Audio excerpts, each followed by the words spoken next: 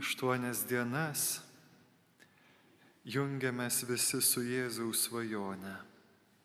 Tėve, trokštu, kad jie būtų viena, kaip aš tavyje, o tu manyje. Mes taip pat svajojam kaip ir Jėzus, kad visas pasaulis jame, Kristuje, būtų viena, kaip jis su tėvu yra viena.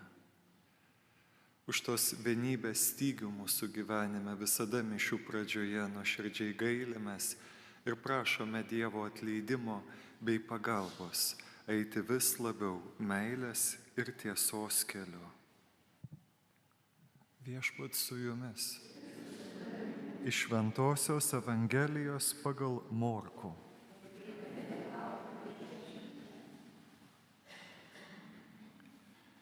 Jėzus užkopė ant kalno ir pasišaukė, kuriuos pats norėjo, ir jie atėjo pas jį. Ir jis paskyrė 12, kad jie būtų kartu su juo ir kad galėtų siųsti juos skelbti žodžio, ir jie turėtų galę išvarinėti demonus. Paskyrė 12. Simoną, pavadinęs jį Petru, Zebedėjaus sūnų Jokūbą ir Jokūbo brolį Joną. Jos pavadino Boanerges, tai yra griaustinio vaikai. Andriejų, Pilypą, Baltramiejų, Matą, Tomą, Alfiejaus sūnų Jokūbą, tada kananietį Simoną ir Judą Iskarijotą, kuris vėliau jį išdavė. Tai viešpaties žodis.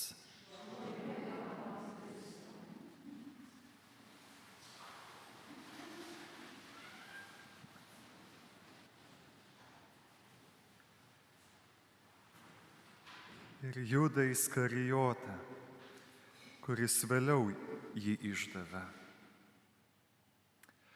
Mokinių pašaukimo geroji naujiena, Evangelija, man priminė tuos laikus ir tas dienas, kai būdami kunigų seminarijoje arba vykdavome į svečius pas kunigus į parapijas arba jų sulaukdavome pas save. Ir dažniausiai visada kažkur prie stalo kalba pasisukdavo apie jų pašaukimą, tų svečių, tų kunigų, vyresnių kunigų pašaukimą. Nes mes tik svajojam, o jie jau yra kunigai. Ir tada klausi, kaip jie išgirdo tą pašaukimo balsą, kiek kursinio, kiek kurso draugų, bendrakeleivių buvo tada, nes žinot, kad 80-aisiais, 90-aisiais dar tų pašaukimų buvo daug daugiau. Jeigu aš, galima sakyti, neturėjau jokio kurso draugo, buvau vienas pašventintas diakonų ir kunigų, tai jie turėjo po 10, po 15 ir jie tada pradeda su šypsena pasakoti apie tos žmonės, tas kunigauja ten dabar, tas ten, tada apie kokias bitkes papasakoja, žodžiu, apie kokius juokingus dalykus, bet visada kažkur dramatiškai ta situacija pokalbėje pasikeičia, kai pradeda sakyti, šitas jau nebėra kunigas, šitas taip pat paliko kunigystę ir šitas išėjo iš kunigystės ir panašiai ir taip toliau, žodžiu. Ir šitas mokinių pasakojimas, kuriame atsiranda Judo vardas, kuris vėliau išdavė Jėzaus, dabar kunigai pasakoja apie savo kursinius, kurie šiandien yra kunigai ir šiandien jau nebėra kunigai. Tai yra taip pat žinia ir kvietimas visiems mums, nes įdomu, ką apie mūsų klasę pasakos, ką apie mūsų kursą šventovės pasakos kažkada geroji naujiena Evangelija, kas bus parašyta. Nes jis pašaukė ir Serafiną, ir Joaną, ir Ireną, ir Dianą, ir Kamilę, ir Aušrą, ir Oliviją. Jis pašaukė ir pašaukė ir pašaukė ir pašaukė ir kiekvieną.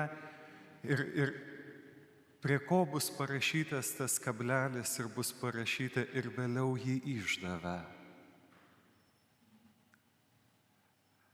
Prie ko? Atsitraukė ir išdavė Jėzų.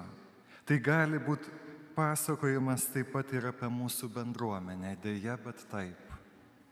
Morkus mums šiandien pasako, kad Jėzus pasirinko pats, kuriuos norėjo. Ką tai reiškia? Jisai naudoja imperfektum laiką, kuris reiškia, kad Jėzaus sprendimas buvo padarytas dar ateinant į kalną. Jėzus jau žinojo, ateidamas į kalną, tai nebuvo tiesiog jo nuotaikos kažkoks momentas daugmaž. Šiandien gera nuotaika, tai draugaukime dabar, tu ir tu.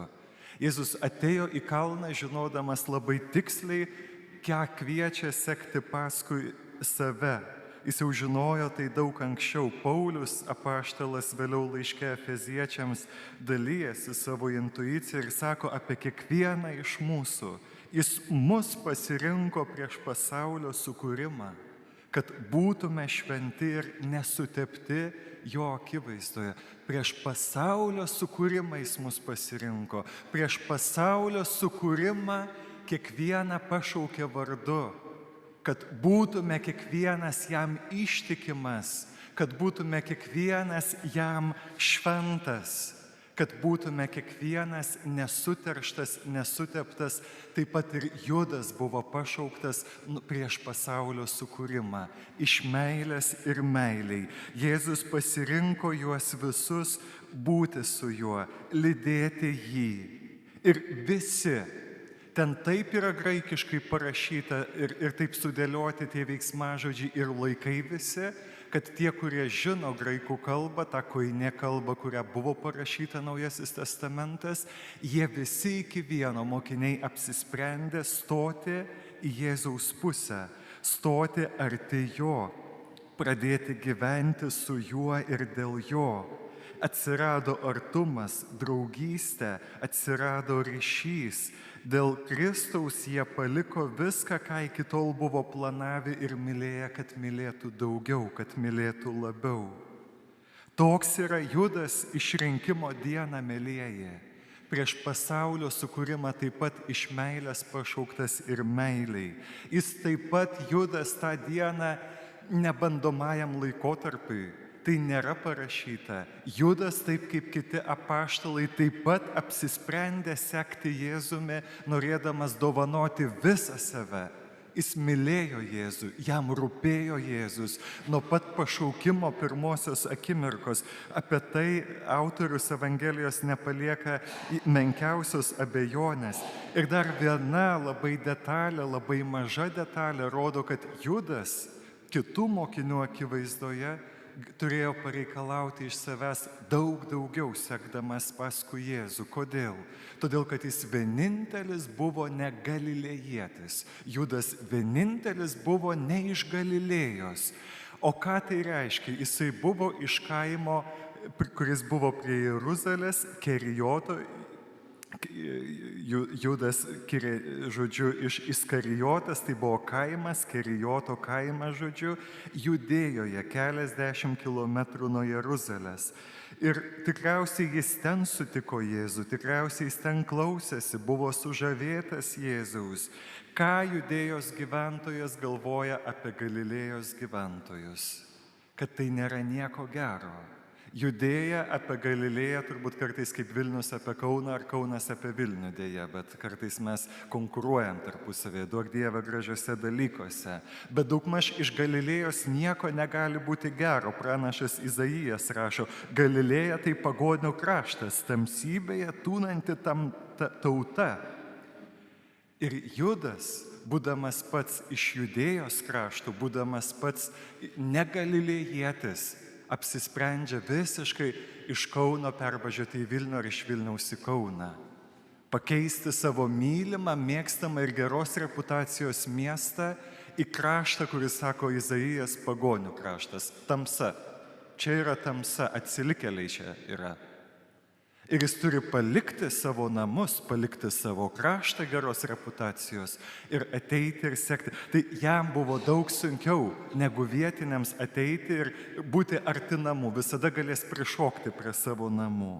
Taigi toks buvo Judas pašaukimo diena. Jam tai kainavo kažkuria prasme daug daugiau.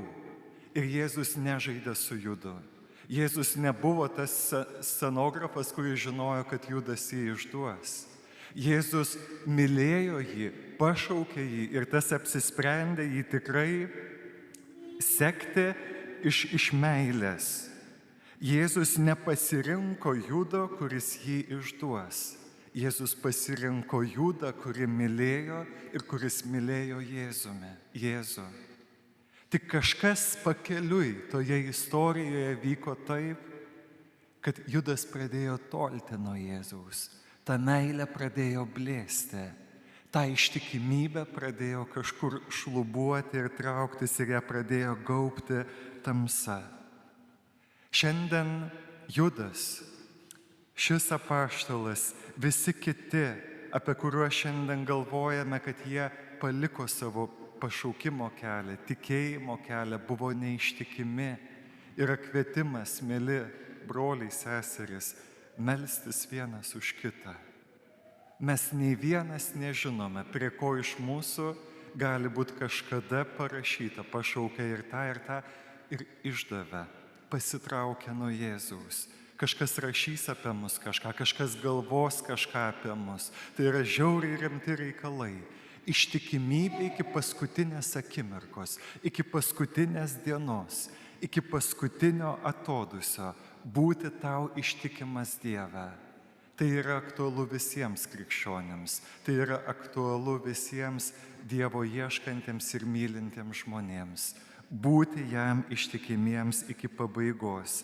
Nes kaip Psalmė 64 sako, žmogus tai gelmė, o širdis jo bedugnė.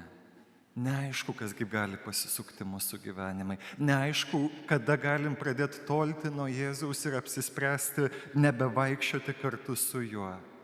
Tad šiandien melskime vienas už kitą, ištikimybės dovanos, sekti, eiti, lydėti, neatsitraukti nuo Jėzaus niekada, iki paskutinio atodūsio. Melskime vienas už kitą giesmės žodžiais ir tuo pasibaigia šis pamokslas kaip užtarimo malda. Likime sėdėti ir melskime vieni už kitus. Nebijok.